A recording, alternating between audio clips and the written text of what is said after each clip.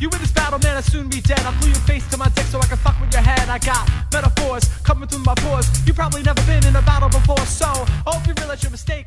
There ain't no party, got some candles, this will be a piece of cake. Plus you're fake, I can tell while I'm hotter than hell. We're not recording yet, Igor. Don't worry. I was bombed. I was fucking mercilessly bombing. But it was one of those bombs where it's like, oh, I needed this. Not because I had done well, but because I had done some shows where I was like, one show I was a little drunk. The next show I was a little hungover. Ooh. Yeah. So then this next show after that, I was like sharp and about my wits, you know, but like, and I felt like that. I felt like I was like, it was bombing. I was riffing afterwards. I was doing all that. I was doing all that needed to be done. And I felt sharp, but none of it was working. Yeah. So the only thing that kind of worked, I was like, I forget what I was at. I was like, oh, how long you guys been together? And then and they were like, whatever. And I was like, oh, interracial relationship, huh? You're both going to hell. Not the way God intended it. And like, even that was like, huh? And I was like, fuck, dude, like nothing. The type of crowd where they take that as a serious statement. Yeah. They're like, I can't believe he feels that way. Not even, it's just like nothing was hitting these people. And I was like, okay. And again, I'm like, I thought that was funny. So I was just like, I'm going to have to hang my hat on that one. You know, sometimes it's like, how can I take this? What can I take away from this set without blowing my brains out? Yeah. And it was, you know, things like that where I was like, all right, I felt like I was on my game, but they just didn't seem like a good crowd because nobody really cracked. Speaking of on our game, dude, I think we're good, Maxim. Yeah, we've been recording. We've been recording Igor, so let me say to you and the listeners, welcome to the 4 Hours Podcast, an internet radio phenomenon hosted by an occasional morning person. I ask most interesting people I know about their sleep, their routine, life, love, stress, and setbacks. If you want to talk to us, you may do so in one of two ways. You can visit or email us rather at the 4 Hours Podcast at gmail.com. Or you could follow me on Instagram, slide into my DMs, Bobby Sheen, LOL, because you know I bring the laughter. LOL, because you know I bring the laughter, baby. But we have a fellow comedian who was just telling us how he feels about interracial relationships. Yeah. Igor Martinez. How are you doing, Igor? Good. They're against what God intended. Yeah, so dude. just fucking find someone of your same ilk. Now, would I want to be best friends with this person? No. But if I could meet someone that is legit, the races shouldn't mix. Yeah. I'd want to pick their brain for a few minutes. Sure. Yeah, absolutely. Dude. Like, and also because you want to kind of find you want to follow the breadcrumbs as to how they got to this decision, you know, because it's not like for me, I don't know, like, I'm not like, oh, you know, you should stick to your own kind. Right. But like, I am Hispanic and I'm like, man, I fucking love Hispanic women. I think that me too. They're so sexy. But it's also like, for me, I find them so beautiful and sexy. And it's like, is it just like a thing that is because, you know, it's like my people, quote unquote, or I even look at it sometimes as like, well, is it because I was just raised by Hispanic women mostly? So then there's like this, you know, there's like this Freudian thing in there as well, which I don't want to go too far into that because then it's like, oh boy, he's got a lot of more shit to unpack. But it's things like that where I'm like, what is the reason behind that? Is it just an innocent reason, or is there like a much more deep-rooted reason for your sickness? Yeah, I this is great. You were like, I was like, isn't it crazy that some people are against interracial relationships? And you're like, I have these unresolved feelings about my mother. Yeah, well, I think that I don't, but they're there. Well, none of us, I think everybody acts as if none of them, like no part of them is crazy or weird at all. That's insane. You know what I mean? Yeah. That's insane behavior. I think most people are walking around being like, if only everyone had their shit together like me. And then they have some weird phobia and they're like, well, besides that, dude, besides, you know, fucking, I can't walk on the right side of the sidewalk. Yeah. Or whatever. Or like, look at this fucking crazy piece of shit. And then they touch their sandwich to their chin before they take a bite out of it every time. It's like, no, you're that guy has to touch the light switch 3 times before he leaves the room. Obviously, you got to do it 4 times. Yeah, fucking weirdo. That's such a funny. That is like, do you have OCD? No. I wonder if people who do have OCD, they hear about other people's OCD habits. They're like, you're a fucking lunatic. I have a friend who has OCD, and he was like, the hand washing thing I don't get. Because the thing with OCD is like, people obsess over different things, right? So the one that's like the most recognized in pop culture is like the germ Sure. phobia that Yeah. some people with OCD have, where they wash their hands so much that like you could tell by looking at their hands that they wash it too much, right? Mhm. So yeah, my buddy was like, "Oh yeah, that's so weird," but because that's just not that's not a thing he obsesses over. Right. And I think if you want to talk about privilege, right, to have a mental illness, but it's all in here, and only people that know you very well get to experience it.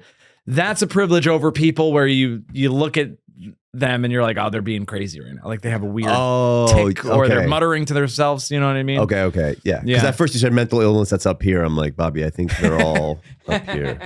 But the one that you're right, whether it's like only you're close, like you have to be around that person so often to notice those. Whereas like some people, first 3 seconds you meet them, like, oh, you were severely mentally ill. Yeah. And sometimes it's like, I'll have this thing, like if I'm on a date with someone new and they're sort of like they have some sort of idiosyncrasy, right? I'm like, great, maybe that's the quote unquote fault that is bringing them down to my level. You know what I mean? Don't you think it's maybe your qualities that are bringing you up to their level? Well, you know, Igor, that would be such a healthy way to think about things. Yeah. Like I was on a, this is a few months ago, but I was on a date with a girl and she had, I think she got burned on her arm. And obviously that, you can't help if that happens to you unless it's your fault. But but she kept like kind of covering it with her other hand. Yeah. And to me, it did two things at once. A, I thought it was very cute that she was trying to cover it the whole time. Sure. You know what I mean? Because eventually I'm going to see it. You know what I mean? And two, I'm like, well, this is why a beautiful woman is on a date with me, right? Yeah. Yeah. You know what I would have done? I would have moved her hand and then kissed the scars. You don't gotta hide those from me, baby. She would have fucking flipped. It's such a psychotic idea to have. It's crazy. Hey, dude, I'm like, recently I was like, every single human being is such a fucking loser. And like, the more that we neglect that, the more that we don't embrace that, makes you more of a loser. You know? So it's like every one of us, Leonardo DiCaprio, Brad Pitt, fucking losers. All right. And it's like, just everybody embrace it. Just embrace your weird idiosyncrasies and it's fine. Like some of them are just like violent. And then that's where it's like, all right, that's you need to do something about that, you know? But then it's like this person who is like, you know, with this obviously, like, you know, like physical, mental trauma. It's like, I understand that it's hard to just let go of that, but we all should be doing that. We all should just be like, just being our most on. And I know that's very difficult, obviously, but it's like, that would be so cool. When I see someone that is like, dude, that is the coolest thing in my opinion, when somebody like is open about their flaws and the shit, like not in, you know, like a trauma bondy kind of way, but in a way where it's like, this is just who I am. That's like so fucking, it's the coolest thing, man. It's like, you're so completely comfortable with yourself. Like that's what that's like what we should all be aspiring to be. It's just being completely, truly honest with ourselves and with everybody else and having no shame. Like that is the coolest thing I think you could do. But then obviously there's like some points where you can like, there's a certain point where you have to accept when you do something wrong or when you've made a mistake. You can't just be like, this is me in all my glory. And, you know, and if you can't handle it, like, don't judge me. But yeah, it's to me, it's just like, what are we all doing? We're all just like hiding. We're all trying to do it. I think at the end of the day, I'm doing it. I'm doing it all the time. Yeah, there is a sort of thing. I don't know. There's the middle ground that you have to kind of walk, I think, because you alluded to it a little bit. And I think us both being comedians, we run into people that are like so far in the other direction where they're like, hey, nice to meet you. My name's so-and-so. I was molested. Yeah. And they're just like, Jesus Christ, what are you doing? Yeah. You know, but yeah, at the other end of the spectrum, you could be like, you know, if you're dating somebody new, you're like, I have to hide all my flaws forever. I'm like, first of all, you can't. And B, dude, if I was with somebody, you know, and it's new and I didn't notice like any sort of like, I'd be like, what's happening? Yeah. They're hiding something. And I know for a fact the thing that I think you're hiding about yourself is not as bad as the thing you are hiding about yourself. You know what I mean? Yeah. Wait, so you think the thing that they're hiding isn't as big? I think if I was with somebody and they weren't like, okay, they weren't showcasing anything right away. Right. Yeah. I'd be like, all right, well then whatever weird thing she has, I'm going to find out later. And it's going to be terrible. It's going to be so bad. Or yeah. I've dated, this has happened to me multiple times where I've been like on, it's new. It's like within the first month. And the woman says something along the lines of, I sometimes think cheating is justified. And it's like, it's so crazy. It's so crazy that you would say that, a suitor, to my face. Wild. But I think, you know what it is? I think some men are, shall we say, sexually, romantically desperate. And so they've just been used to fucking, I say, oh, sometimes you could cheat on your boyfriend to a guy I'm dating, and they're like, yes, queen. You know what I mean? Yeah. But to me, I'm like, no, queen. Bad queen. Not good queen. Bad queen. Yeah. Bad queen. I got a newspaper, I'm hitting her on the nose with it. Dude, I think what's happening right now in like in dynamics between men and women, especially romantically. First of all, going back to the thing about like we meet people that are like, I was molested right away. It's like, I don't think that's necessarily a bad thing to start a relationship on. It just, you have to understand that that's where you're starting. All right. It's like, all right, I'll get to your favorite color a little bit down the line. We should have started there. That would have been probably a more healthy thing. But it's like, it's okay. But then if it becomes a thing where it's like constantly talking about you being molested, then that's problematic, you know? So like I was talking to somebody like where he met his ex-girlfriend, they had started by trauma bonding. I was like, I don't necessarily think that's a bad thing, but it's like once you reach that point, you have to reach a point where you realize that. And then what do you do about it? That's where I think it becomes where you can go one way or the other, where it's like, all right, let's see if we can find something more fruitful or if this is the only thing that we have in common. But dude, it's so funny. Whereas like, I think that women are becoming more and more like men. And it's like, in the terms of like relationships, where it's like I feel like women are reaching a point where they're sleeping around a little bit more. They're not being as monogamous, they're not being as loyal, and it's kind of like I think that was the thing that more men were known for doing, and women are doing it as like an empowering thing.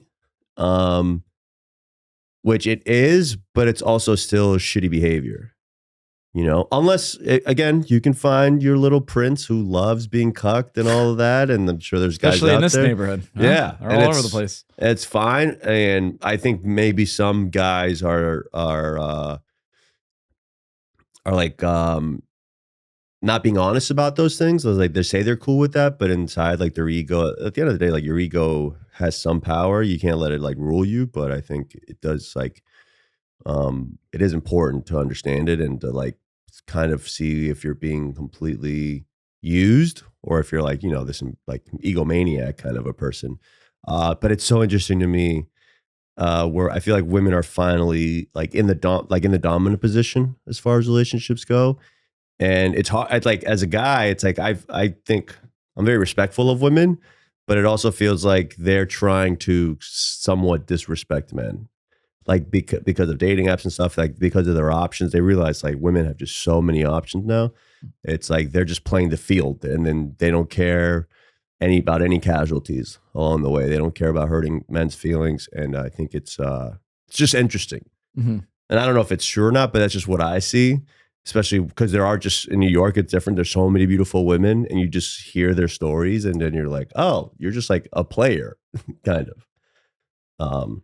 But yeah, I don't know. That is sort of that's an interesting thing, is that I think some people respond to being hurt by acting the same way as the person who hurt them. Yeah. You know what I mean? Yeah. So, yeah, that's how I'm going to get them back. Exactly. Yeah. And What's sort of interesting to me, and I've talked about this on stage because it's funny. I've been in multiple situations where a girl has indirectly or directly said like, "Oh, blah blah blah. Are you also texting this to the other girls?" Mhm. And then the joke I do on stage is like, "There are no other girls," but I can't tell her that. Yeah, You know what I mean? yeah. It's this weird sort of. I'm like, I'm as cool as you imagine I am.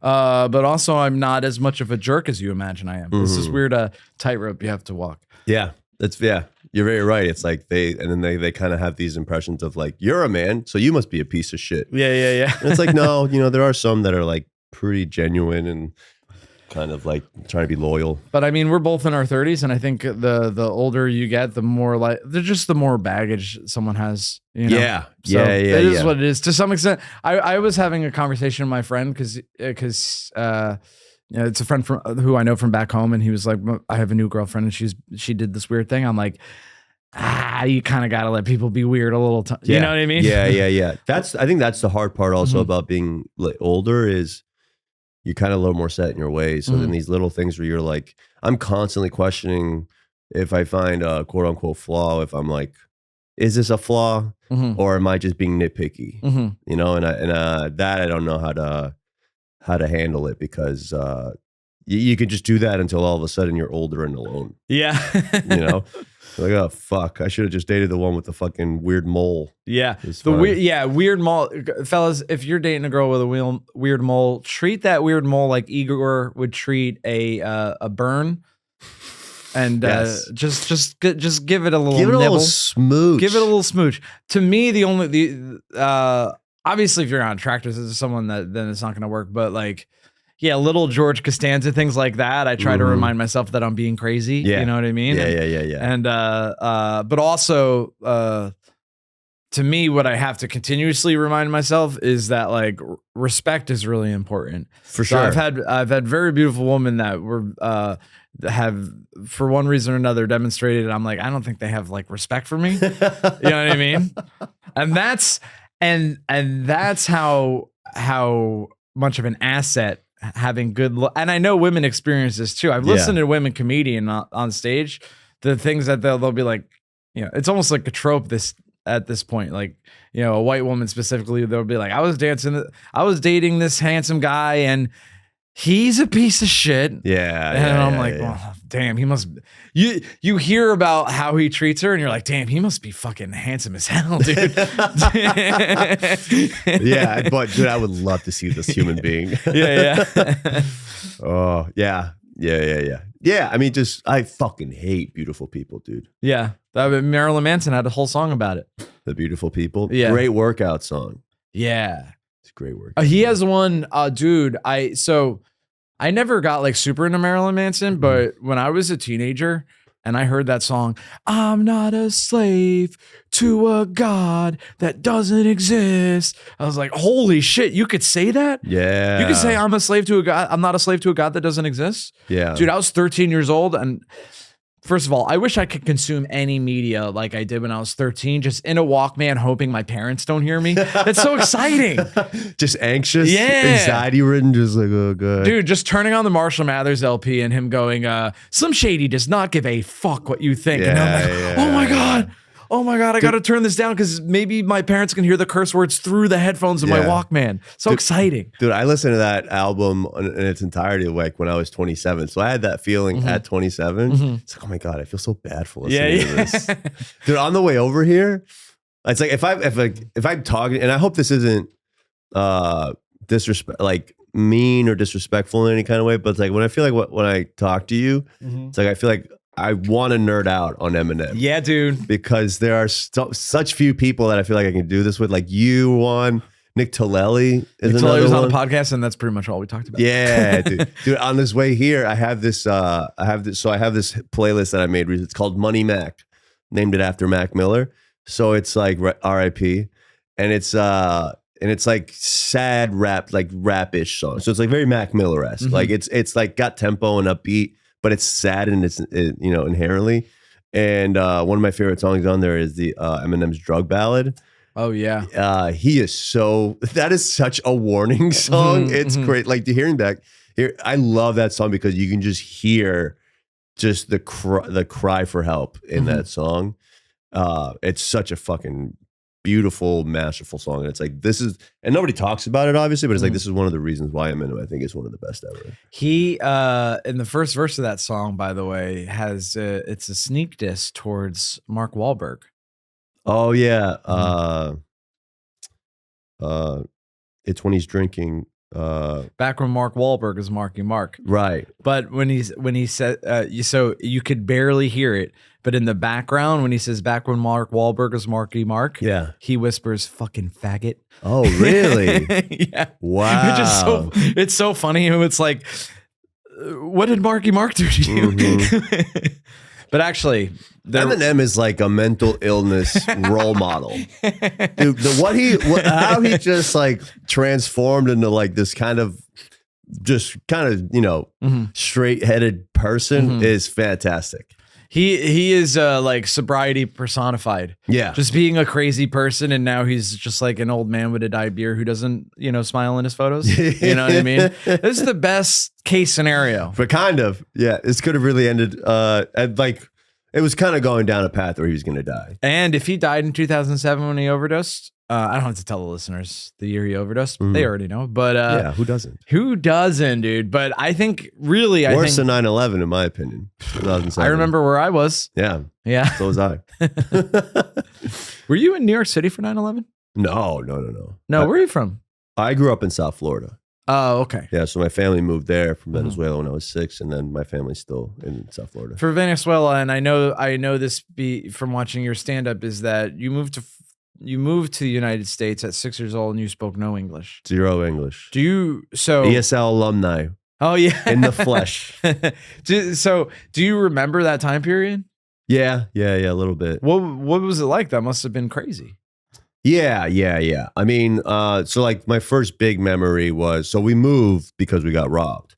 So we had gotten robbed at gunpoint, and then in Venezuela. Yeah. Some guys like followed my dad to our apartment and held him at gunpoint, followed him up to our elevator. We were so wealthy when we lived in Venezuela. Oh. Yeah. We were very, very well off. Oh, so this was a targeted thing. Like they were like, we know that. I'm not sure if they knew it was specifically my family. I'm sure it was just like one of those things where it's like they knew the area a little bit. But like we lived in one of those buildings where like, so we lived in the penthouse, and it was one of those buildings where the apartment or the elevator went right into our apartment. You know what I mean? So just like the elevator's open and then you just walked right in my living room.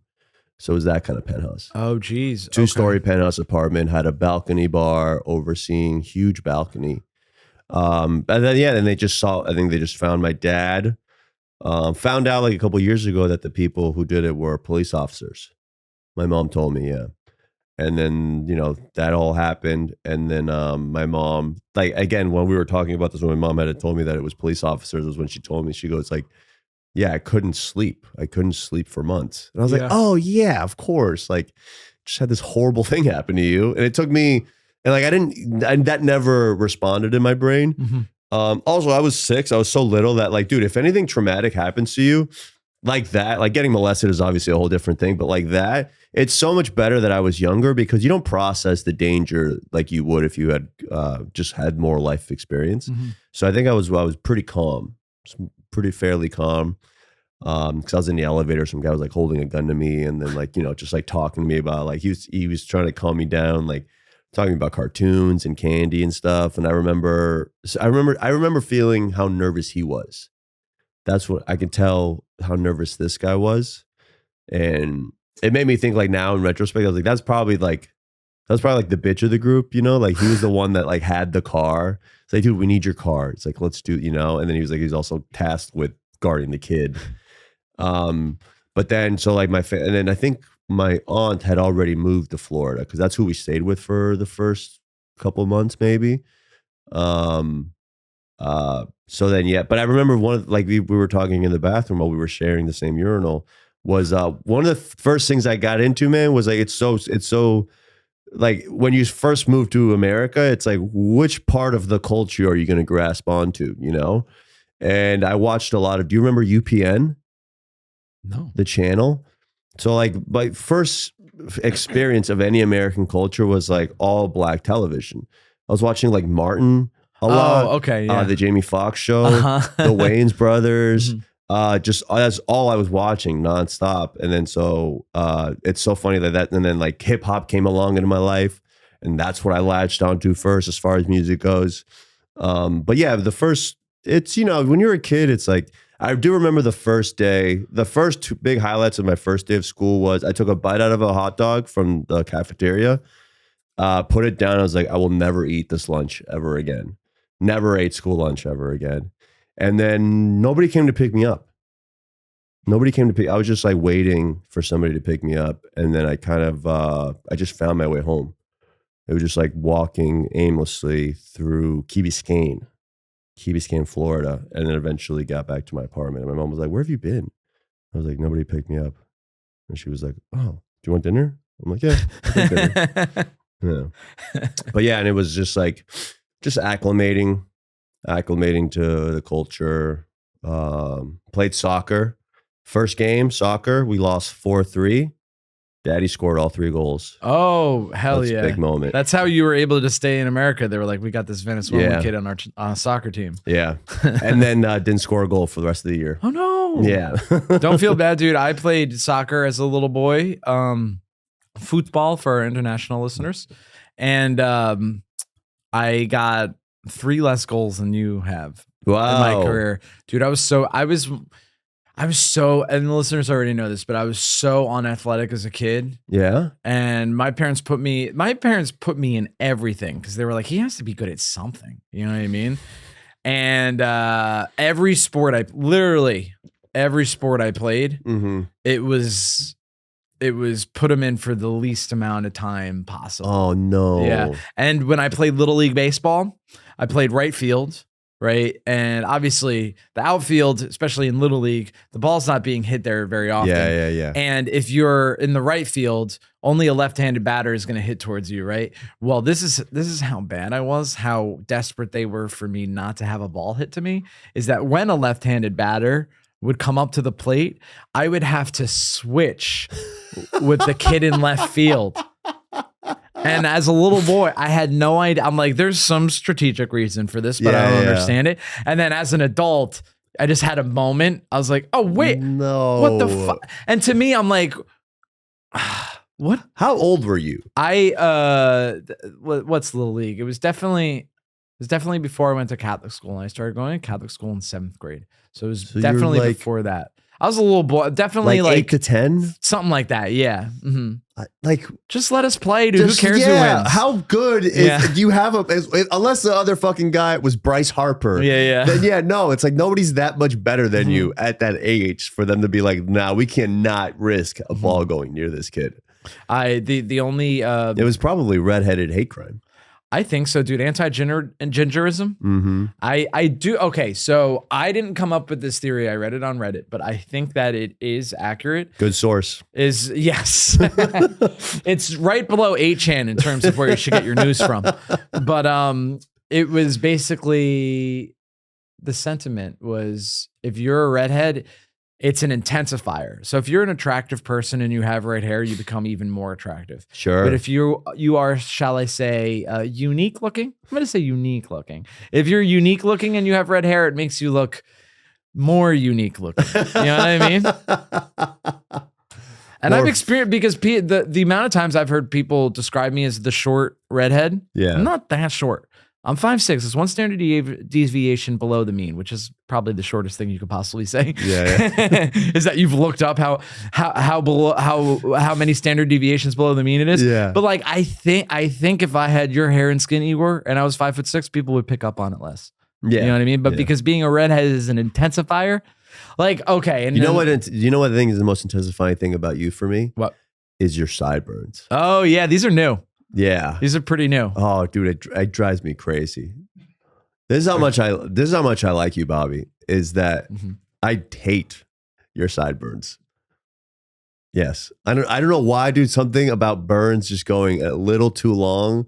It's like, it just bothers me. Oh, yeah. Okay. It's like this. It's like, well, you know what it is? If we're really getting down to it, it's like you trying a thing and I'm like uncomfortable with like how comfortable you are with trying a thing. If that makes sense. Because that's like a look. That's a very specific look. Mm-hmm. Can we agree with that? I think we could agree with that. Right. So then like that means that you're like shooting your shot. You're taking this chance on like the specific look and seeing how it looks and trying it out. Where it's like, I am like, that's something that terrifies me of like taking a chance on like a certain look. I like to be as like bland as possible, you know, and then somebody doing that, I'm like, how do they get the fucking confidence to pull that off? Hell yeah, dude. You know, and you do pull it off. Thank you, man. Yeah. I think, but as two people that do the scariest thing to some people, Sure. which is get on stage in front of strangers and try to be funny. It's like, where do we get the confidence to do that?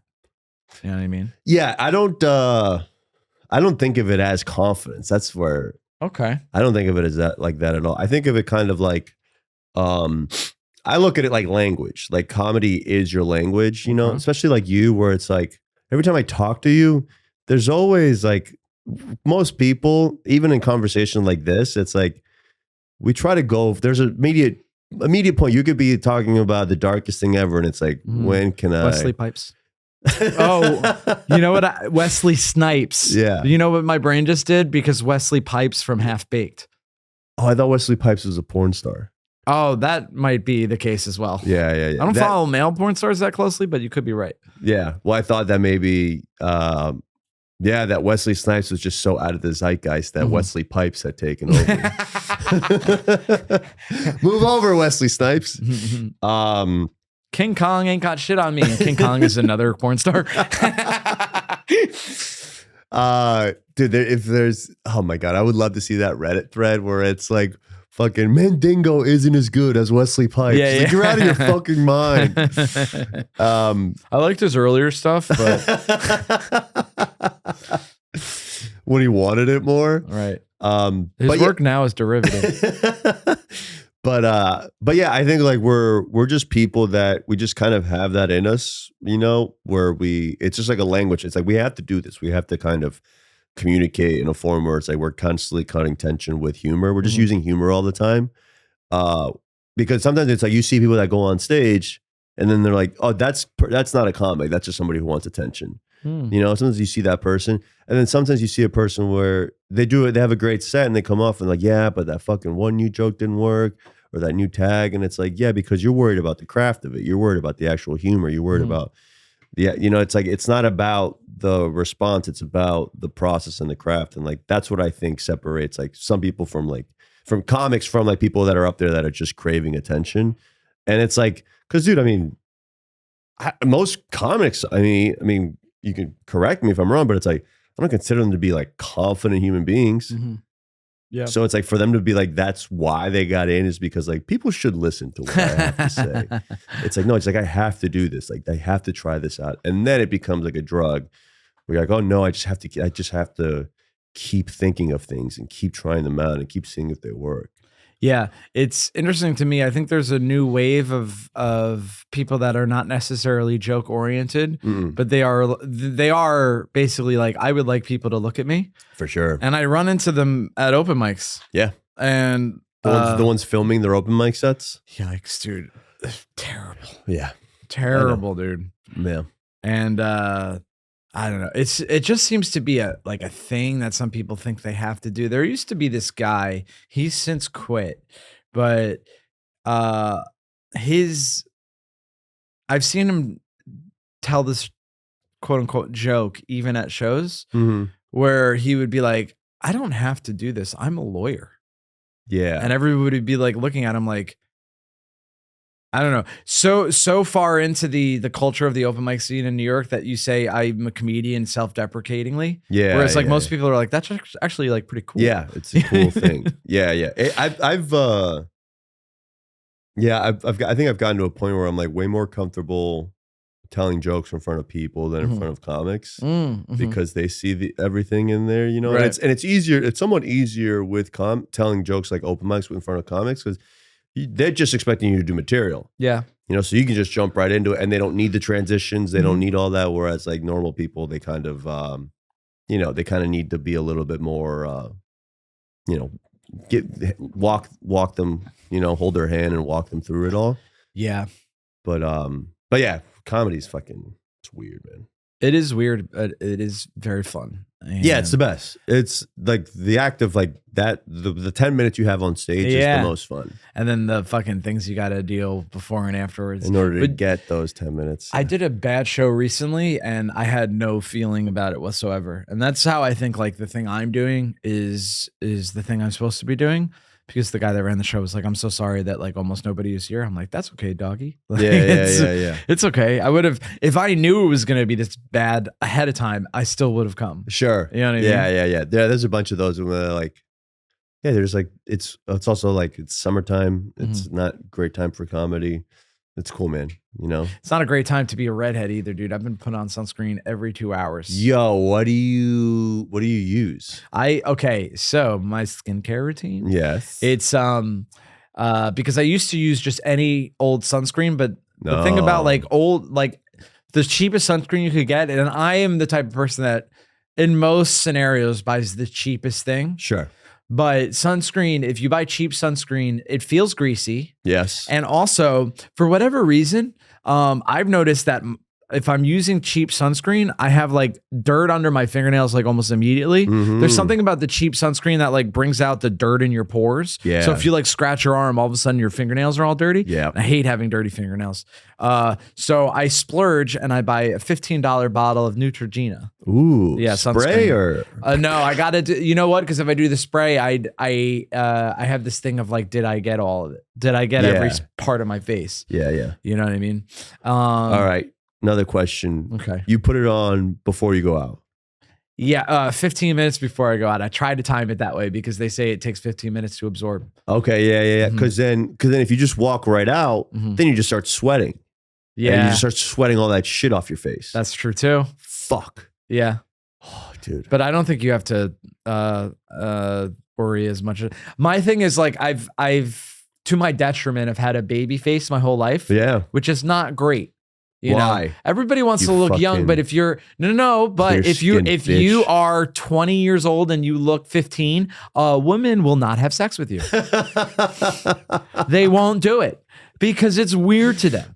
You're cute. Yeah, exactly. I was in the cute zone for many years of my life, dude. Yeah. But I'm so worried now. But dude, you're gonna crush it in like 10 years. But okay, but my neurosis about like how because I never really thought, I'm like, oh my God, I'm gonna look old. And I'm like, yes, please. But I think like I'm worried that all of a sudden I'm gonna go from looking too young to all of a sudden looking old. Where there's going to be there's no, like the thing of like, oh, I'm 33, but look, 27. You mean like Asian people? Yeah, yes, that's perfect. Yeah. And then now I have to collect bottles off the side of the road. I don't want to have to do that, dude. You know what I mean? And then if you like do that, and like if you go from looking young to all of a sudden looking old, and then you start picking up bottles, and then they adopt you, that'd be such an amazing story.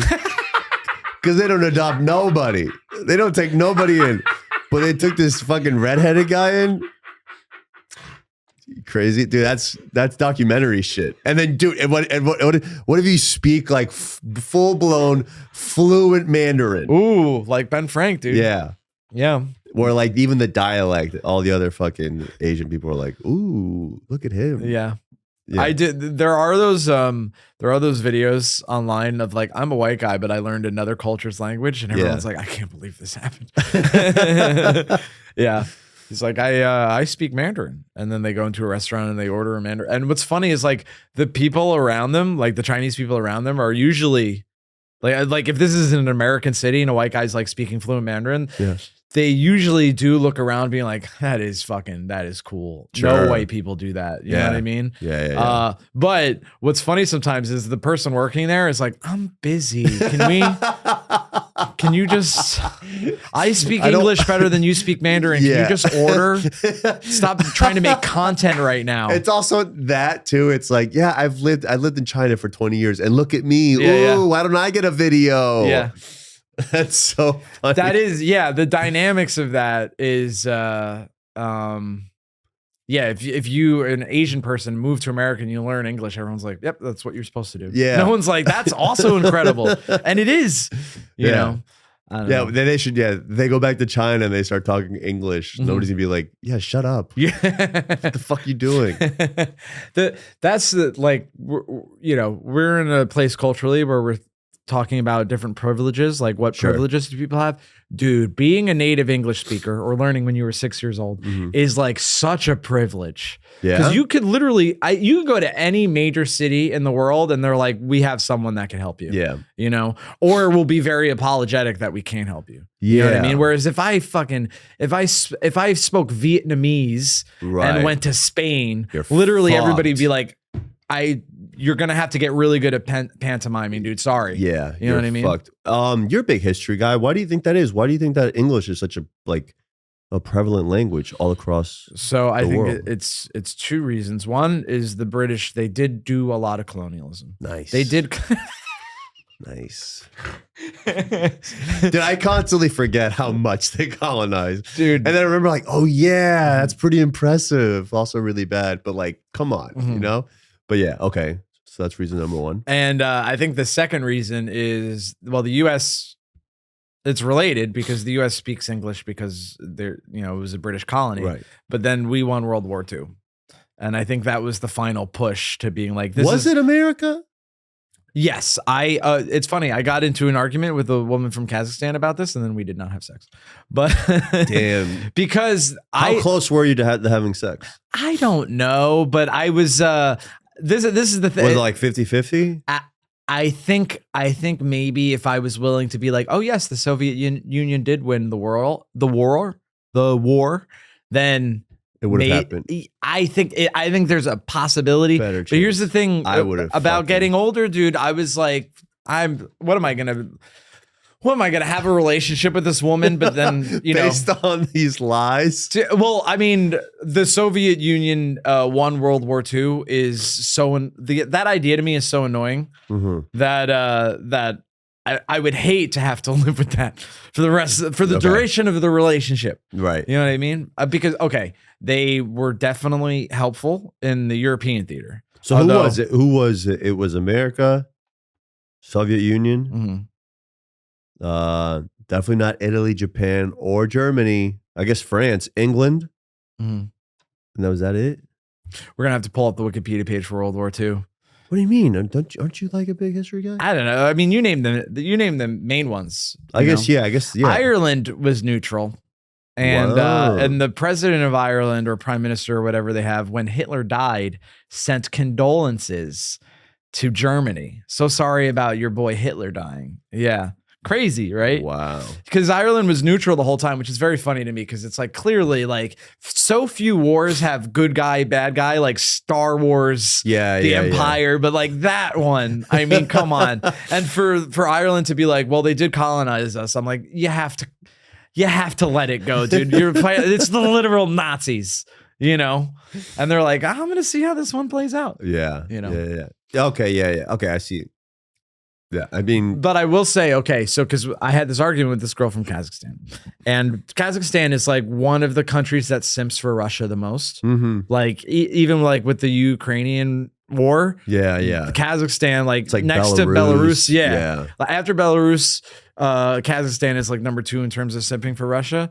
But so she was making the point like the Soviet Union won the European theater, and I think even that is debatable because we did D-Day. The D-Day was only the UK, America, and Canada. So like without the three of us, no dice. Right. You know what I mean? Yeah. But even if you wanted to argue that the Soviet Union on its own won the European theater, America beat Japan. What is the European theater? The war that the fighting that happened in Europe, as opposed to the fighting that happened in Asia. Gotcha. That's what I'm saying is that like unequivocally, the US beat Japan. And I don't think like the only way you beat Japan is to develop nukes first, which we did. Yeah. So that definitively means we won the war. Right. You're a big history guy, right? I think so. Yeah. I love things that other people are passionate about. It's like my favorite thing. What are you passionate about? Not much. I think that's why. I think that's a big reason. I'm just like trying to like adopt something. No, for me, it's like hockey. You like hockey? Yeah. I played hockey. Yeah, it started when I was 12. Okay, so the places you grew up, Venezuela and Florida, are not the two places I think of when I think hockey. Sure. That's crazy. Yeah. I don't know anything about hockey. Dude, I was so fat. I was such a fat kid that my dad was like, "Listen, dude, you gotta pick something up. You can't just be fat. Can't just be eating Hot Pockets and playing PlayStation your whole life." Dude, you know what was a big thing for us? We weren't a big Hot Pocket or what's the other toaster one? Oh, like pizza rolls, Pop-Tarts? Pop-Tarts. Okay. We were big toaster strudel. You ever have toaster strudel? No. Yo. I mean, I must have it in some point in my life, but I do remember for literal years, I would wake up every morning and have a s'mores Pop-Tart. Ooh, I didn't get into s'mores Pop-Tarts till real late. S'mores Pop-Tarts are crazy. It's crazy that that's how I kind of got into Pop-Tarts too. It's not just like anything else. It's like specifically s'mores. Really? Pop-Tarts. It's my favorite type of Pop-Tart. It's crazy. If you put a gun to my head and said, I'm going to shoot, first of all, I would beg you to do it. But if you were like, I'm too cowardly to do it myself. But hey, man. that would be funny. Like gun to your head and you're like, just fucking pull it. Yeah, They're like, no, it's a hypothetical exercise. Well, somebody has this joke where they're like, dude, gun to your head. If you had to suck a dick, would you? Or if you had to suck a dick, whose dick would you suck? And the guy was like, well, probably the gunman's. That's a really That's funny great. joke. Yeah, you really want him to be relaxed and not angry. Yeah, right? Yeah. Okay, so there's a terrible would you rather. I saw it on Reddit for the first time, but then people started doing Instagram reels about it, and I've because we're comedians, we're fucked up. I've heard it in regular conversation, so I'm not gonna make you answer because it's so terrible that you might not even want to answer. But this is you could react to the question is what I'm saying. So your girlfriend and your mother have switched bodies, like a Freaky Friday situation. Wait, hold on. Okay. You understand? Yes. So you got a girlfriend, you got a mom, and now their brains or their souls are in the other person's body. They switched. Right. So, right. You have to fuck one of them. Right. You have to fuck one of them to bring him back. Oh, this is actually pretty easy. Really? Yeah. Okay. I'm fucking my girlfriend's body with my mom. And just hate fucking the shit out of her. Just hand over mouth. Going ham. This is for when you wouldn't let me stay up at night. Yeah. Oh, this is for making fun of me in front of my friends. Oh, man. And then, then my ex and then my girlfriend would be like, what was that like? It was like the best ever. How about this one? I heard this one. Okay. You're standing still. Okay. All right. You're inside your mom. Okay. All right. And you're as a baby? No, like your dick is inside your mom. Okay. Your dad's dick is in your ass. Okay. You have to go. It's just a dream you had last night. Dude, I wish. I have trouble sleeping. But you have to go one way first to get out. Which way do you go? God damn. Did you think of this? No, somebody told me this when they did a show in Chicago. A Chicago comedian said this, asked them this. Okay. So you're either getting fucked by your dad or you got to fuck your mom to get out of this situation. So, okay. I'm a heterosexual. So I won't, and I'm not a butt guy. I don't like stuff in my butt. So I will never feel the situation of having a dick in my ass again. It's one and done. You know what I mean? Right. Presumably, I'm going to be inside of other pussies again. You know what I mean? And I don't want to be reminded of the most traumatic thing that's ever happened to me the next time I'm fucking a woman. Right. So I think I'm going to back up. I like how you said, what did you start off with? You said, I'm not an ass man. I'm heterosexual. it was you going, I'm not an ass fan, I'm heterosexual, but super progressive. So we're going to take that dick in the ass. Yeah. So, okay. I think that's the right move. Well, I think it's, and if I was bi, I don't know how I would answer the question because both of those things are going to be happening to me. So I don't know. I mean, it's still your parents, Bobby. Well, it's all, yeah, but at this point, it's definitely the lesser of two very evil things. You're like semantics. Okay. And also I think there's a thing of like, you know how you like roughhouse with your buddy? Sure. You know, so I think I could emotionally get to a place where I'm like, Dad, remember that fucking, and he's like, dude, that was crazy. You know what I mean? Whereas vice versa, the other situation is always going to be a traumatic, dark. Yeah. Super. Well, it's also like whenever you bring a girl home, your dad's like, he ever tell you about the time I fucked him in the ass? I actually think he would probably keep it to himself. Dude, that's some serial killer shit. I know. That's if we were at war, like not the small scale wars that we've been in forever, but like a fucking World War II situation. Yeah. That's how we would torture people. Yeah. You know what I mean? Yeah. We'd find their mom and their dad and man, I'm like so scared of how we're evolving as human beings. really. Yeah. I think it's like, I don't think it's going in a good place. Fuck that. What a heavy thing to say. What do you mean? I don't know, man. I think we're just like getting more separated. We're like, I don't know. We're just like, people's wants are so excessive and they're willing to do so many things to get there that I feel like there's so many people. So I think we're also, we don't see people because there are so many people. We don't value humans as much because it's like, there's like, you could always tell there's 8 billion people, you know, there's that thing floating around in our brains as much. I don't know, man. It feels like people are really not as considerate. That's the first thing I've noticed is like people really are not considerate. Like maybe it's a New York thing, you know, it could be that, but it's, I just feel like people really are becoming more and more selfish and self-centered. And it's, it just leading to just people like a lack of care for each other. Yeah, I mean, I don't think you're wrong. It's interesting. I think in New York, because there's so many of us, that to some extent you do have to. You can't like just stop and like every situation is like, well, how are you feeling? Right. Like, you can't do that. But it's like sometimes it's just like just a casual like a flyby thank you, a flyby please. It's like people just.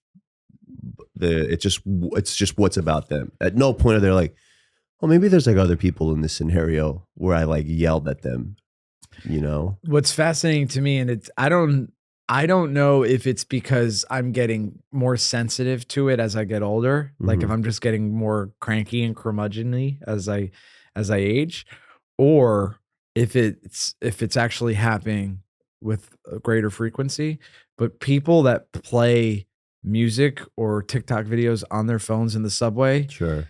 I'm usually pretty serene. Yeah. You know what I mean? Like a lot of things don't bother me. Yeah. I have like a physiological response to that every time it happens. Yeah. Every time the start of it happens. Yeah. And I'm like, I'm so curious the thought process of somebody that does. You don't see all these fucking people and think that maybe you're intruding on their fucking experience right now. Right. Really none of that. And it's like, and the thing is like part of me, like I have this dialogue all the time where it's like, well, maybe they can't afford headphones, Igor. Yeah. Did you ever think about that? I was like, then fucking save it and wait. Yeah. It's like, you just can't win. You just can't kind of win. But yeah, little things like that. And it's like, why? Why don't you like, it's your space now. You're making it, you're like you're taking this whole space hostage for yourself. It's like, that's so fucking selfish. It's crazy. Now you mentioned that you have trouble sleeping. Is it stuff like this that keeps you up at night?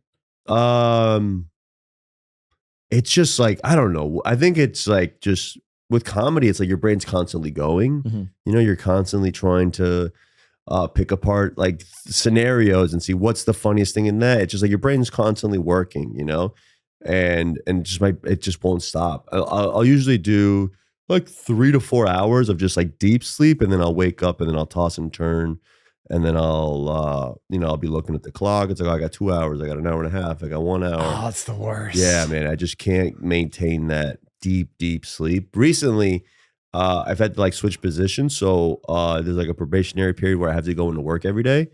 And that's just like waking up earlier, being at work every day. So that just makes me more tired. So that helps. But yeah, I can't really get deep sleep. What about, how's your sleep? Good. I focus on sleep a lot because I feel like it really fucks with me. If I don't get 7 hours of sleep, I'm not having like the whole day is a wash. Really? I really, and I feel it. I feel it immediately. Like the difference between 7 hours and 6 hours is like night and day, no pun intended. You know what I mean? Whoa. But the interesting thing that's new in my life, and I think it might be a physical thing with getting older, or because I'm in a transitionary period with my career right now, is that like I used to always have to set my alarm.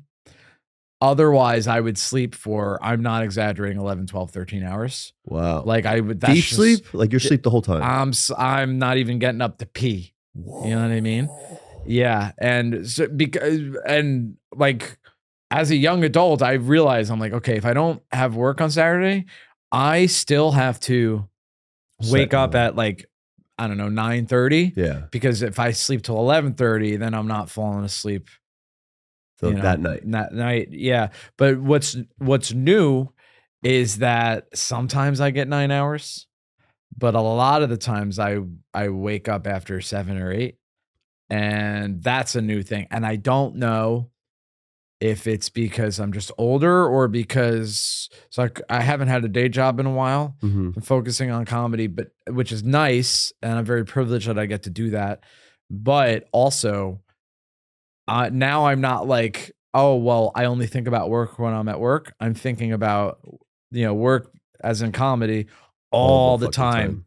And not, it would be such a fun place to be in if the only thing I thought about was like, is this funny? Is that funny? Yeah. But like just the amount of admin we have to do. Yeah. And also it's like if you are just doing that as your main source of income, it's like, yeah, it's interesting because I'm not like in the black in terms. I'm making more money than I ever thought I would make doing stand up. But I'm still not in the black. Sure. Like I'm still losing money. I'm still burning through my savings, which is fun, but it's not sustainable. Like I do have to, obviously I have to figure something out. You know what I mean? So guys, please subscribe to the YouTube channel. Please. Yeah. Speaking of work, what's the worst job you've ever had? Worst job. I've been very lucky. I haven't had like anything too terrible. Probably this is the first one that, I mean, my job now pretty like sucks. But in terms of like, it just checks off so many boxes, but it's so incredibly unfulfilling. Really? It is so unfulfilling. It's wild. I don't know how people do it. I think probably they just have like a family and kids and just they probably have, other types of love. Yeah. But I used to work as you know what Willie's is? No. So it's like, I mean, I know what the action of Wet Willie is. Yeah, solid. I think Wet Willie's they should be around more. I wish. But Wet Willie's is like one of those frozen slushy bars. Okay. Right. So they just like, oh, give me like a what is it, like a brain eraser, and it's like a slushy, and it's got like 4 different kinds of alcohol in it. It gets you so fucked up. But I always wanted to be a bar back. This is where I worked as a food runner at the Improv in Fort Lauderdale. And I was like, I want to be a bar back. It's like, all right, we'll make you bar back of the new slushy place, Wet Willie's. And it fucking sucked. It was just hard. It was just really, really hard. It was there from like something like 5 in the afternoon to like 5 in the morning. Oh, geez. Yeah. And it was, and then the waitresses or the bartenders were all like these beautiful, gorgeous women. And they just looked at me like I was gross because I was just constantly running back and forth and just and they weren't doing any work. This was all the work that they were doing. Yeah. And then I was in the back like mixing I'd have to get on this little ledge and then like pour in all the alcohol, pour in all the slushy mix and get it all going so that they would have enough, to serve people. And they would tip me out. And at the time I was making like so much fucking money, but I was working. So I was working for 12 hours. I only had 12 hours of free time. I was sleeping like 8 of those. Oh, geez. So it was brutal. But I only did it for like a summer. But it kind of sucked. And then like the looks on their faces kind of remind, like, just solidified what people thought of me. Yeah, and they're getting tips, not you, even though you're working hard and like you said, all they're doing is pushing a lever. I bet you though, if I may say so, that your idea of what they thought when they were looking at you being sweaty was 100% in your mind. Sure, probably, yeah. Like most things, yeah. Yeah. Yeah. But it was still, you can't help but oh God, it was. But you know what? Sometimes they would be like, "Oh, we had a miss pour," so it's like, "Here, you can sip on this, you fucking animal, while you're working." And and we have a defective drink. Yeah, give it to the help. Exactly. And sometimes I would like sip on it on my way home, and then like it was like a 20 to 30-minute drive, and I would be feeling real nice by the time I got home. Okay. Yeah. It's called drinking and driving, kids. Don't do it. Oh, man. Well, guys, if you want to message Igor, tell him that you're a beautiful bartender that always appreciates how hard he works. Or if you want to tell him about your drinking and driving routine, because we're big on routines here at the 4 Hours Podcast. Yeah. Tell the people where they can find you, Igor. Love routines. Instagram, Igor Martinez Comedy. Threads, Igor Martinez Comedy. All that jazz. Hell yeah, dude. Well, thank you for coming. And remember, folks, early to bed, early to rise makes a man healthy, wealthy, and wise. I'm just playing night owls. You know I love you. Thank you.